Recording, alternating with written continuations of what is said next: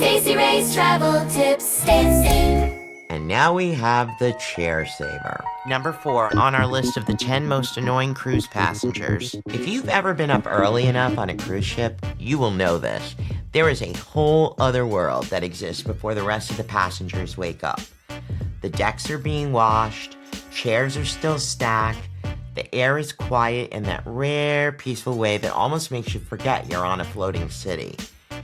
And then you notice them. They're lingering in the shadows, watching, waiting, because the chair savers are already awake.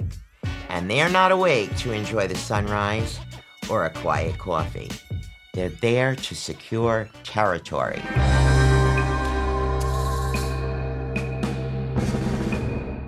There's a very specific moment when the crew starts putting the lounge chairs back out, and it's as if an invisible starting gun goes off. Towels appear, bags are deployed, and just like that, an entire row of prime real estate seating is taken by people who more often than not will not actually be sitting in those chairs for several hours, which is what makes it all so fascinating. The chair savers operate from a place of scarcity in an environment that is constantly replenishing itself. More chairs come out, people move, space opens up, but that doesn't seem to matter, because for them, it's not really about the chair, it's about securing it.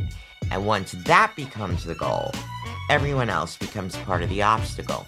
Meanwhile, the rest of us are just trying to sit down without feeling like we accidentally joined a competitive event that we never signed up for.